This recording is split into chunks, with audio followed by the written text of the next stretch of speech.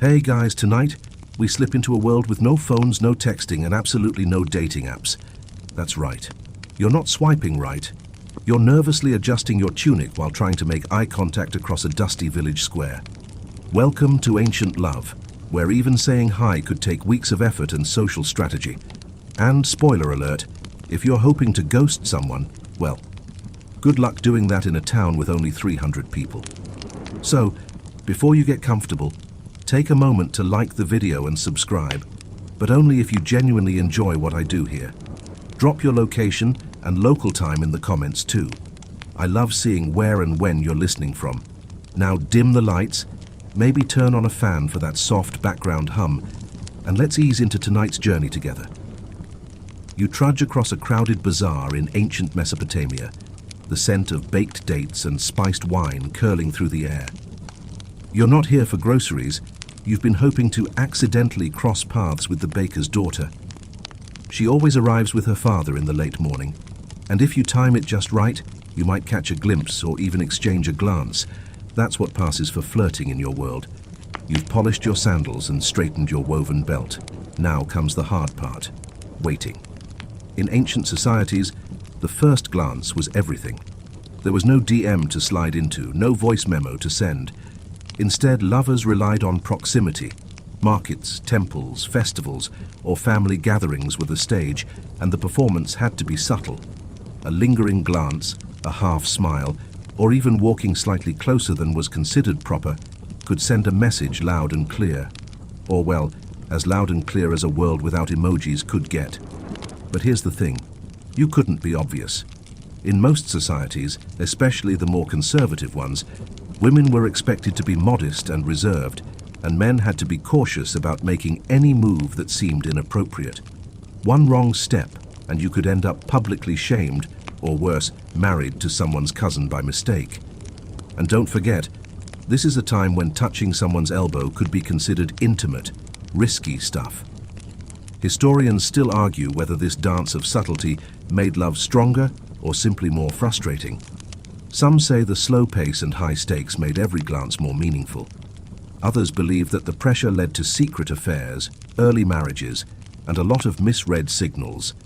Take ancient Rome, for example. Love poetry was a favorite way of expressing feelings, but only the elite could read and write. The common folk. They had to rely on physical cues, like gifting a scarf scented with lavender or carving initials into a tree trunk. Imagine waiting weeks to see if your crush noticed your romantic graffiti. That's dedication. And then there were public festivals, perfect for a bit of strategic bumping into. If you danced together at the Spring Harvest Festival, it was a silent agreement that something romantic might be allowed to bloom. No pressure, just a crowd of neighbors silently judging your every move. The first glance wasn't just about romance, it was a survival game of social codes, family honor, and gut instinct. But when it worked, that first moment of eye contact, when your heart leapt and theirs didn't look away, that was as good as 1,000 likes on your selfie. You're walking past the courtyard fountain now, eyes flicking toward the woven basket sitting just beneath the fig tree. It's the third one this week, and inside, barely peeking out between folds of cloth, is a strip of linen with a tiny embroidered olive branch. Not exactly a Snapchat streak, but in your world, that's a love note hotter than fresh bread. When words couldn't be spoken openly, ancient lovers turned to messages hidden in plain sight. A scarf, a pressed flower, even the choice of color on a sash could signal a secret crush or an invitation. No typing, just stitching, carving, baking, or delivering by pigeon. Yes, literal pigeons. Ancient Persians and Egyptians used messenger birds to carry short lines of poetry or bits of gossip between lovers. It was high risk and low tech. Sometimes the pigeon got lost. Sometimes it pooped on the message. But sometimes it landed exactly where it was supposed to. One famous tactic, the folded garment trick. In ancient China's Han Dynasty, lovers would tuck symbols into creases of clothing, like coins, cherry blossoms, or handwritten charms. Each object had meaning. A carved fish might mean, "I miss you." A peach blossom could signal, "Meet me after dusk." You just had to hope the laundry didn't get done first. Historians still argue whether most people understood these codes, or if only the upper class had time for romantic riddles. For peasants, love letters might be scratched into wooden spoons or whispered during chore rotations. One surviving scrap of Roman graffiti reads something like, "I love the girl who lives above the tanner's shop." It's hard to imagine Julius Caesar sneaking that onto a bathroom wall, but hey, people have always been people. Of course, not all love notes were subtle. Some were sung aloud. In medieval Europe, troubadours, those romantic guitar guys in tights, would compose poems for noblewomen they admired from a distance. Sometimes the songs were anonymous, sometimes not so much. And if your love song offended a jealous knight, well, hopefully your lute doubled as a shield. One fringe detail most people forget: spices. Yes, spices. A cinnamon-dusted letter or a lavender-scented scarf wasn't just a flex, it was a coded message. Scent was memory. And gifting a little sachet of herbs meant, "Don't forget me." Romantic and mildly sneeze-inducing, but the real thrill wasn't the message itself. It was the waiting. Did they find it? Did they understand it? Would they respond? Imagine sitting through a 10-hour shift of wool combing or barley grinding while your brain replayed a single glance or gesture. That's what passed for romance. No instant delivery, no read receipts, just a whole lot of imagination and hope. And if you think your crush takes too long to text back, just be glad you're not depending on a goat herder's nephew to deliver your handwritten heart emoji by horseback. You duck behind a pottery stall, pretending to admire a chipped jug while scanning the square. There she is, standing at the olive stand with her older sister. The crowd is thick, but you inch closer, just enough to hear a laugh that's not meant for you, but still sends your pulse galloping. You're not alone in this marketplace game. Half the village seems to be awkwardly orbiting their own silent soap operas. When people didn't have cinemas, cafes, or even a working concept of going on a date, where did they go? Well, the options were anti-practical. Romantic meetups happened where life happened: communal bathhouses, crowded markets, public festivals, and the occasional moonlit wheat field. The Roman bathhouse wasn't just for hygiene, it was an unexpected dating hotspot. Naked and honest, yes, but not in the way you're imagining.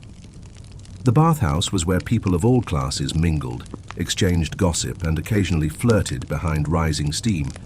Whispered conversations, accidental splashes. You know, the ancient version of playful texting. In ancient Egypt, the Nile banks served as scenic stroll spots. Couples would walk barefoot in the sand, sharing figs or lotus flowers. If you brought someone a lotus blossom, it wasn't just cute. It was a declaration. A lotus meant rebirth, renewal, or "I'd like to hold your hand under this papyrus tree." But most romantic encounters weren't so poetic. In medieval Europe, dating looked more like strategic run-ins. A man might pass a woman's window each day while walking his goat, the long way, just to be noticed. Or he'd find an excuse to join her father's carpentry crew. Coincidence? Not even slightly. Now, if you were really bold, you might attend a festival, spring harvest, midwinter market, or something more obscure like the Festival of Ploughing. Everyone wore their nicest tunics, musicians played lively lute songs, and the food stalls sold sweet things dipped in honey. Festivals were one of the few times young people could mingle under looser supervision. Dances were structured, but ripe with opportunity. A hand held too long? A glance mid-spin? Scandalous. Historians still argue whether chaperones helped or hindered the spark of romance. Some say strict supervision made the game more thrilling. Others believe it just led to more lies and secret rendezvous under moonlight. Either way, couples found ways to navigate. One quirky fact: in some rural parts of Wales, a traditional form of courtship involved a custom called bundling, where a couple would lie next to each other, fully clothed or sometimes sewn into sacks, and talk through the night under supervision. Yes, you heard that right. Supervised bedtime conversation in a blanket burrito. Romantic? Debatable? Sleep-depriving? Definitely. Even in the tightest knit villages, people carved out space for connection. A shared chore, a sung verse, a stolen moment behind a grain sack. And despite the lack of candlelit dinners or DMs, sparks flew, and sometimes hearts broke.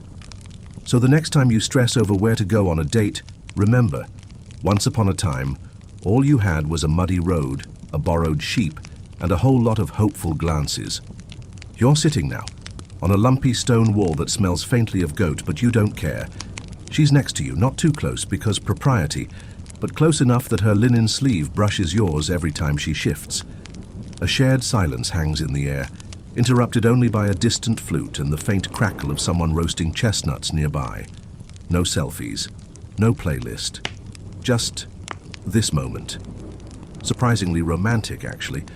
So how did ancient lovers actually connect, emotionally, physically, spiritually, without any of the digital perks we now depend on? Let's start with gifts.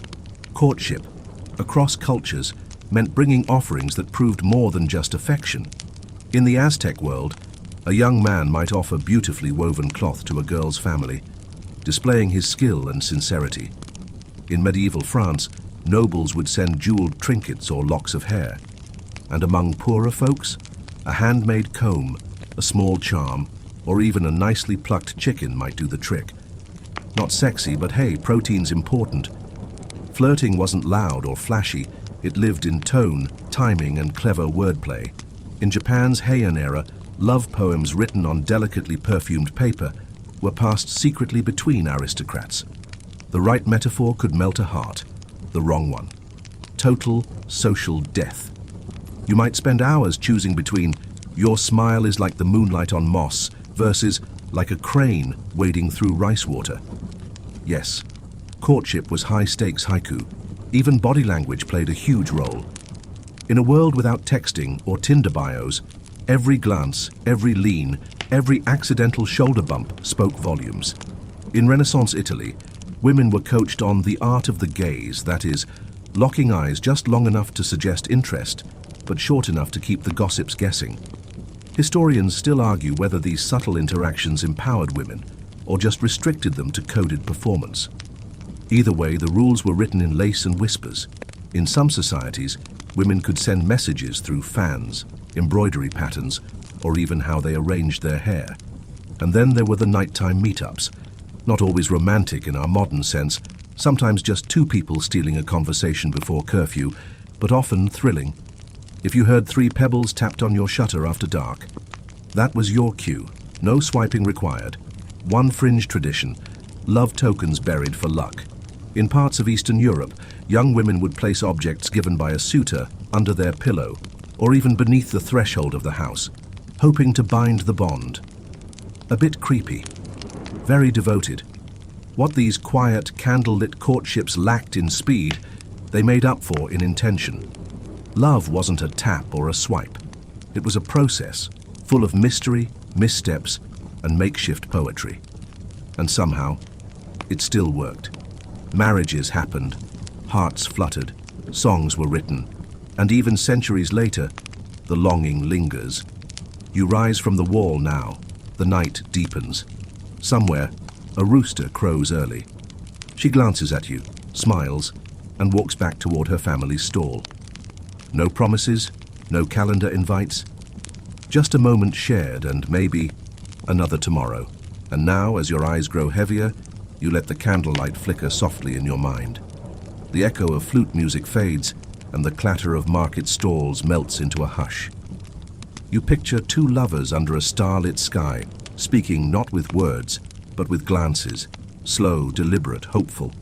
No buzzing phones, no countdown clocks, just patience, intuition, and maybe the scent of wood smoke and wildflowers drifting through the night. So breathe in, slow and deep.